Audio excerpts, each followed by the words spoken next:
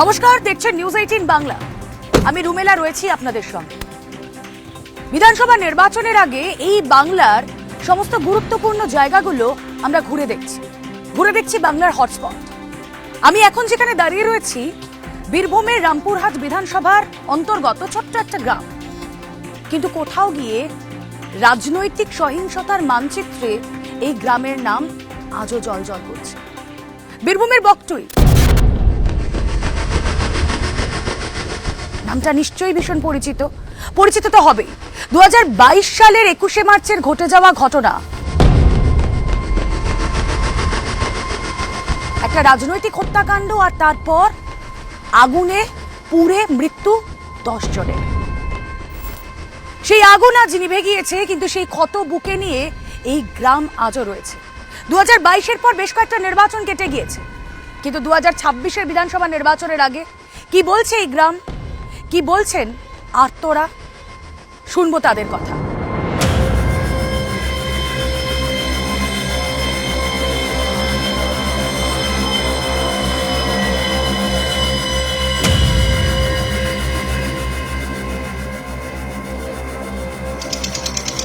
বকটুই গণহত্যার সেদিনের সেই রাতের আগে আপনাদেরকে মনে করাই তার আগের সন্ধ্যেটা।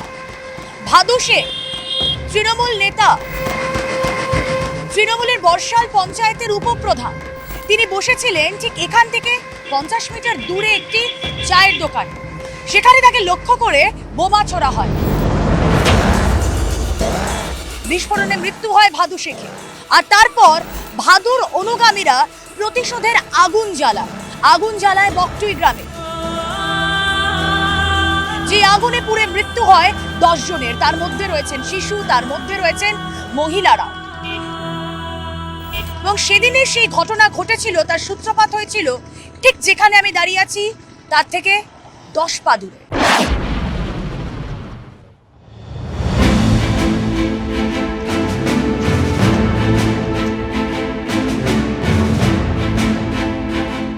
এই যে গেট, এই গেট কেটেই ঢোকে আততায়ীরা। একটা স্থানীয় রাজনৈতিক দ্বন্দ্ব, সেই স্থানীয় রাজনৈতিক দ্বন্দ্ব একটা হত্যাকাণ্ডের রূপ নেয়। এই বাড়িতেই আগুন লাগিয়ে দেওয়া হয়। সেই ঘরে প্রবেশ করার আগে আপনাদেরকে দেখাবো, এখানে এখনো ছড়িয়ে ছিটিয়ে পড়ে রয়েছে এখানকার এই বাড়ির ব্যবহার্য জিনিস। পোড়া অংশ এখনো দেখা যাচ্ছে।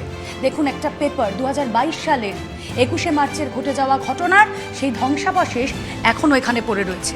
এবার আসুন আমার সঙ্গে, আপনাদেরকে নিয়ে যাই সেই হত্যাকাণ্ড যেখানে হয়েছিল সেই ঘরে। এই ঘরেই সেখানকার মহিলারা সেই সময় এখানে বন্দী ছিলেন, এবং সেই পোড়া অংশ আজও তার ছাপ স্পষ্ট। দেওয়ালে এখনো এই কালো স্পষ্ট, সেই আগুনের তাপ স্পষ্ট। হ্যাঁ, এখানে আর কেউ এখন বসবাস করেন না।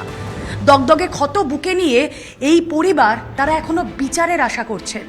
কিন্তু এই ক্ষত, বকটুই গণহত্যাকাণ্ডের এই ক্ষত, তা কি এত দ্রুত মানুষের মন থেকে মুছে যাওয়া সম্ভব? এই ধ্বংসস্তূপেই একসময় ছিল প্রাণের স্পন্দনটাই আপনার বাড়ি ছিল, কিন্তু এখন আর থাকা হয় না। থাকা হয় না আমাদের। এখন বাড়ি তো ফ্যামিলির কেউ নেই, কি করে থাকবো? আপনার মা মারা গিয়েছে ঘটনায়? হ্যাঁ, ঘটনার পরে আমার মা মারা গেছে। বাবা এখনো তদন্তের স্বার্থে বাবাকে গ্রেফতার করা হয়, বাবার এখনো জেলবন্দি। কিন্তু আপনাদের পরিবারের সঙ্গে ঘটে যাওয়া এই ঘটনা, আপনিও আপনার আত্মীয়কে হারিয়েছেন, আপনার মাকে হারিয়েছেন, বিচার পেয়েছেন? বিচার যেটা হয়েছে সেটা তো দেখাই যাক, কি হবে না হবে, এখন তো বলতে পারছি না। বিচারে যেমন আমার বাবা ভাইরা এইসব ব্যাপারে কিছু জানে না, তাও এখনো ঢুকে আছে, 4 বছর হয়ে গেল। তাহলে বিচারে কি বিচার নেব? ঘটেছিল সেদিন রাতে আমাদের 10 জন লোক সবে মারা গেছে, তো সবাই পুড়িয়ে মেরে দিয়েছিল। আপনার মা ছিল? হ্যাঁ, আমার মা ছিল।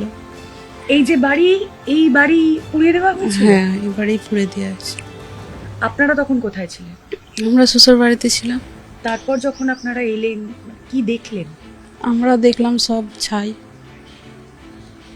আমার মায়েদের মুখও দেখতে পাইনি আমরা, তার লেগে নয়, কিন্তু সবই দেখছি পুড়ে ছাই হয়ে আছে, ওইটাই দেখলাম।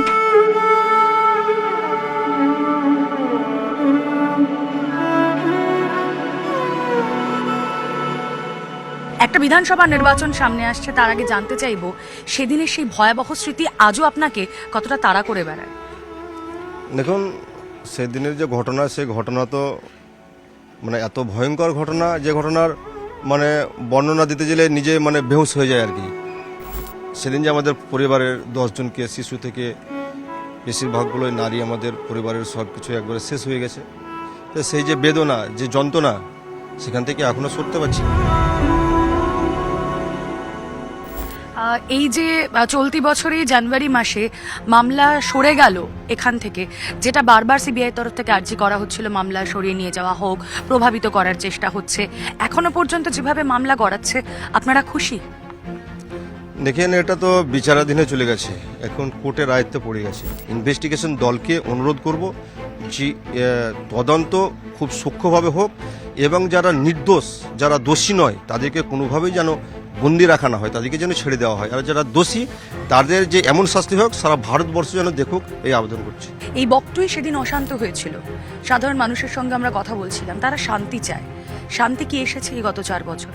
এখানে আমাদের বকটুই গ্রামের কথা বলতে গেলে, বকটুই গ্রামে ঘটনার পর থেকে আজ পর্যন্ত কোনো ঝঞ্ঝট বা অশান্তি এখনও হয়নি। পুলিশ প্রশাসন খুব নজর দিয়েছেন এদিকে, খুব ভালোভাবে এগুলো দেখছেন। মাননীয় বিধায়ক ডক্টর আশিস বন্দ্যোপাধ্যায়, ইনি এই ঘটনার পর থেকে সর্বসময় আমাদের পাশে আছেন এবং আমাদের বিভিন্ন অসুবিধা সুবিধা সব কিছু সহযোগিতায় এগিয়ে এসছেন। তা এবং মাননীয় মুখ্যমন্ত্রী আমাদের বারবার আমাদের এই বিষয়ে খবর নিয়েছেন, আমি কার্যসূত্রে বুঝতে পেরেছি। তো আমি যে বিগত দিনে ভুলটা করেছিলাম বা বিজেপির সঙ্গে কিছুটা হলেও আমি সংস্পর্শে গেছিলাম, তো এটা আমার একটা ভুল চক্র ছিল। এই ভুলটা সংশোধন করে আমি আমার নিজের জায়গায় ফিরে এসেছি। বকটুইয়ের মতো গণহত্যার ঘটনা সিবিআই তদন্ত করছে, কিন্তু আমরা কথা বলে যা বুঝলাম, সাধারণ মানুষ কিংবা এই বাড়ির লোকেরা তারা কেউই সিবিআই তদন্তে খুশি হতে পারছে। দেখুন, বর্তমানে বকটুইয়ের যে কাণ্ড হয়েছে, ঠিক আছে, এর আগে সেই কাণ্ডর উপরে নির্ভর করে তারা শুধু সিবিআই না, এই তৃণমূলের উপর আস্থা রাখতে পারছে না বলে তৃণমূল বুঝে গিয়েছে যে 2026-এর নির্বাচনে তাদের বিসর্জন হতে চলেছে। ঘটনার পর অন্যতম অভিযুক্ত লালন শেখ সিবিআই হেফাজতে থাকাকালীন তার রহস্যজনক মৃত্যু, সেই মৃত্যুর পর নতুন করে জন্ম দেয় বিতর্ক। 2026 সালের জানুয়ারি মাসে বারবার যে অভিযোগ উঠছিল সাক্ষীদের প্রভাবিত করা হচ্ছে, সেই অভিযোগকে মান্যতা দিয়ে হাইকোর্ট নির্দেশ দেয় বীরভূম থেকে এই মামলা সরিয়ে নিয়ে যাওয়া হয় পূর্ব বর্ধমানে। কিন্তু আজও এই গ্রামের মানুষ, এই পরিবারের মানুষ, তারা বিচারের আশায় রয়েছে।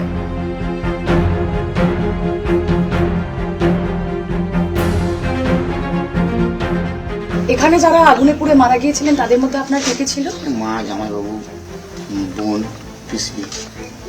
তাদেরকে আপনি দেখতে পেয়েছিলেন চোখের দেখা? না, মৃত্যুর সময় তাদের দেখতে পাইনি এবং মৃত্যুর পরে বডিটাও পাইনি। করে বিচার পেয়েছেন? না, এখনো পর্যন্ত কোনো বিচার পাইনি। কেস ঝুলে আছে, সিবিআই এখান থেকে ওখানে কেস নিয়ে যাচ্ছে, কিন্তু বিচার ব্যবস্থা একদম স্লো। আমাদের আত্মীয় স্বজন সব নিজের মধ্যে, সব আমাদের ফ্যামিলির মধ্যে সবই চলে গেছে, 10 জন। সেই সময় আপনি ছিলেন সেদিন রাতে? বাড়িতে ছিলাম না, বাড়িতে সাইডে ছিলাম। এখনো পর্যন্ত এই ঘটনা বিচারাধীন, কিন্তু আপনারা খুশি যেভাবে চলছে তদন্ত? যেমন ওদের রীতিমতো যাদের শাস্তি হয়, যেন যারা করেছে এই জিনিসটা তাদের মধ্যে রীতিমতো যেন শাস্তি হয়ে থাকে।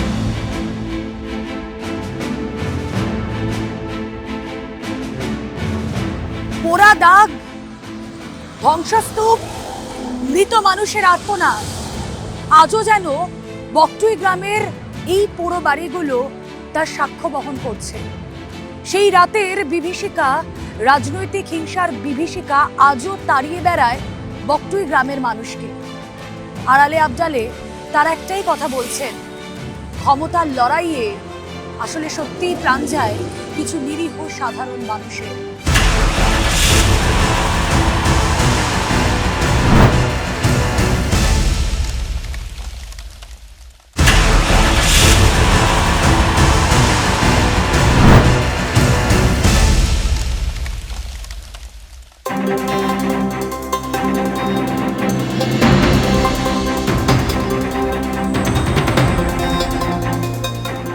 বাঁকুড়ার শালতোরা একসময় এই জায়গা পরিচিত ছিল পাথর ভাঙা শিল্পের জন্য। এই এলাকার প্রায় 250-টিরও বেশি ক্রাশারে কাজ করতেন হাজার হাজার মানুষ। কিন্তু 2021 সালের সরকারি নির্দেশের পর এই ক্রাশার শিল্প বন্ধ হয়ে যায়। যে হাজার হাজার মানুষ কাঁসার শিল্পের সঙ্গে প্রত্যক্ষ পরোক্ষভাবে যুক্ত ছিলেন, আজ তারা কি করছেন জানবো আজকের হটস্পট বাঁকুড়ার শালতোরা।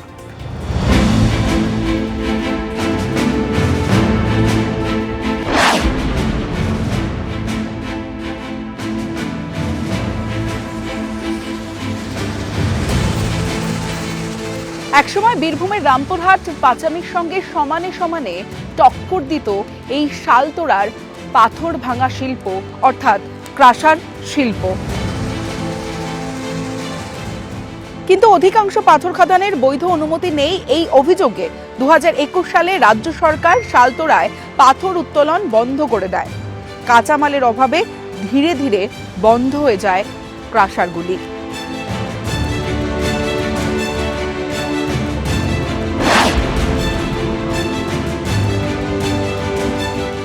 একের পর এক ক্রাশার যখন বন্ধের ছবি দেখাচ্ছি আপনাদের এবং বলছি আপনাদের, তখন চলতে চলতে দেখলাম যে একটা ক্রাশার চলছে।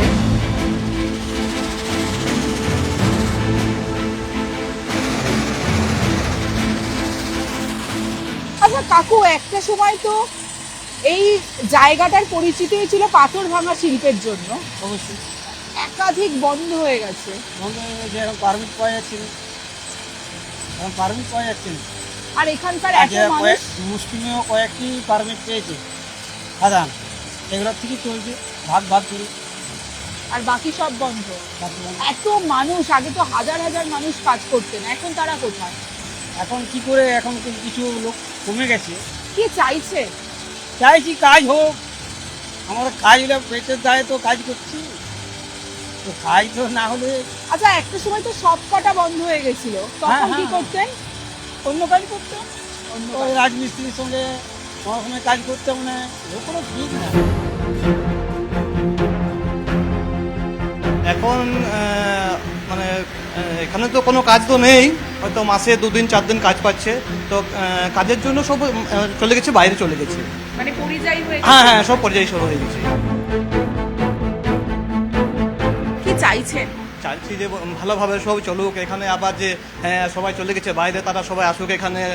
এখানে সবাই, আমরা তো মনে করুন এখানে কাজ করে খাই, তো আমরা তো বাড়ির ছেলেদেরকে পড়াশোনা, খাবার দুমতো ঠিক মতো তুলে দিতে পারছি না, তো সব যদি ঠিক মতো চলে তাহলে আমরা সেটা পারবো সবাইকে। মানে যেখানে আগে এই জায়গার পরিচিতই ছিল হচ্ছে ক্রাশারের জন্য, হ্যাঁ, কেশারের জন্য বহুত মানুষ করে খেত, আর এখানটা মাত্র একটা কেশারে 4টি লোক লাগে। আর আগে তোমার একটা কেশারে গাড়ি লোড করতো 10-12 জন, প্লাস আরও যারা চালাচ্ছে ওই মালটা পড়তো তো নিচে, প্লাস ওইটা মাথায় করে ফেলতো বাইরে, আর সেটা তো বেলতে ফেলতো, আর এখন পাই না। তারপরে তো বেশিরভাগই বন্ধ।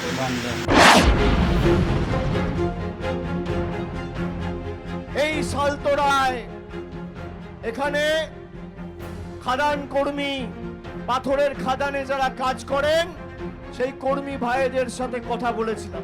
আমি গত 2 মাস ধরে এর উপর কাজ করেছি।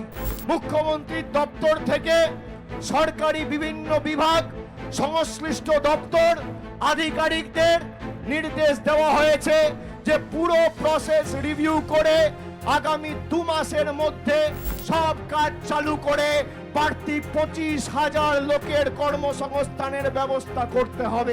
কথা দিয়ে কথা রাখার নাম তৃণমূল কংগ্রেস। এই যে শালতোড়াতে আমরা দেখলাম 2021 সালের পর থেকে একাধিক যে ক্রাশার, সেই ক্রাশার বন্ধ হয়ে গেল এবং মাঝে 1-2টো খুলেছে। এখানকার মানুষদের বক্তব্য যে এখানে কাজ নেই বলে মানুষরা পরিযায়ী হয়ে গেছেন, মানে যারা কাজ করতেন হাজার হাজার শ্রমিকরা, তারা বাইরে চলে গেছেন। তারা চান এই ক্রাশারগুলো প্রত্যেকটা খুলুক এবং তারা আবার ফিরে আসুন। কেশার আমাদের মাননীয় অভিষেক বন্দ্যোপাধ্যায় এসেছিলেন, উনি কথা দিয়েছিলেন যে আমি 1-2 মাসের মধ্যেই কেশার চালু করে দেব। তো উনি কথা দিয়ে কথা রেখেছেন। মোটামুটি যে সকল প্রসেসিং ছিল 20 থেকে 25 দিনের মধ্যেই সেইগুলো টেন্ডার ভিত্তিক সরকারি যে প্রসেস আছে, সরকারি প্রসেসে বিডিং হয়েছে। বিডিং হয়ে এখনও প্রসেসিং যে কাগজপত্র যে সকল ব্যাপারগুলো থাকে সেইগুলো চলছে। কেসার অলরেডি চালু, এতে মানুষের সেরকম কোনো প্রভাব নেই। আস্তে আস্তে চালু হচ্ছে, একটা বুঝতে পারছেন মোটা অঙ্কের পরিমাণে চলে গেছে। সেই যেরকমভাবে ভরছে সেই রকমভাবে আস্তে আস্তে একের পর এক চালু হচ্ছে। একটা অভিযোগ ওঠে যে ভোট যখনই আসে তখনই ক্রাশার নিয়ে একটা রাজনীতি চলে, তারপরে ভোট শেষ হয়ে গেলে আবার জিজ্ঞেসে। এর ফেক, এটা চন্দনাবাড়ি আমার মাননীয় বিধায়িকা 2021-এর চন্দনাবাড়ি, উনি গরিব দুঃখের কথা বুঝেন না। উনি একটা ব্লাস্টিং হয়েছিল পেটের জ্বালায় কোনো মোটর সাইকেলে ডিটেনেশন, তো সেটাকে নিয়ে উনি এনআই করে দিলেন। পাথর যদি অ্যাকচুয়াল বন্ধ করেছে সেটা চন্দনাবাড়ি করেছে, তৃণমূল এখানে কোনো কিছু করেনি।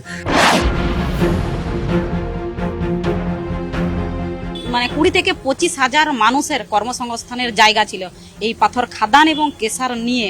আজ পুরো সেগুলো মানে খাদান বন্ধ মানে কেশারও বন্ধ। এখন দু একটা খাদান মানে ওই লিজে নিয়ে পরে মানে আমাদের যিনি অভিষেক বন্দ্যোপাধ্যায় এসেছিলেন এবং উনি বলেছেন যে লিজ নিয়ে পরে যে সরকারি যে জায়গাগুলোতে যে খাদানগুলো আছে সেগুলো লিজ নিয়ে পরে চালানো হবে। তো সেটার আপনারা জানেন যে প্রচুর মানে সিস্টেম আছে। 2026-এ তৃণমূলের যিনি প্রার্থী রয়েছেন তিনি বলছেন যদি খাদান বন্ধ হয়ে থাকে তাহলে চন্দনা বাউরিই করেছেন, আপনার নাম নিয়ে বলছেন। দেখুন সেটা ওনাদেরকে তো প্রমাণ দেখাতে হবে, আমি কোথায় কিভাবে লিখিত দিয়েছি সেটা ওনাদেরকে দেখাতে হবে না। এনআইএ কখন হয় যেখানে মানে পুলিশ প্রশাসন কিছু করতে পারে না, যেখানে একটা মানুষের জীবন চলে যায়, সেখানে কেউ মানে কোনো ওই পরিবারটাকে এখনো পর্যন্ত কেউ কি সহযোগিতা করেছে? আপনি বিধায়ক, আপনি কি উদ্যোগ নিয়েছেন? দেখুন আমি তো এটাই বলবো যে সালতোড়ার মানুষকে প্রথমত বোঝা উচিত যে এখানে কারা বন্ধ রেখেছিল এবং কারা খোলার জন্য বলছেন।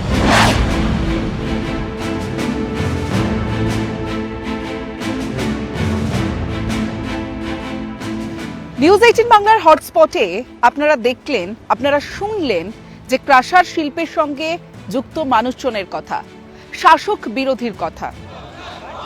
দীর্ঘ আন্দোলন হয়েছে।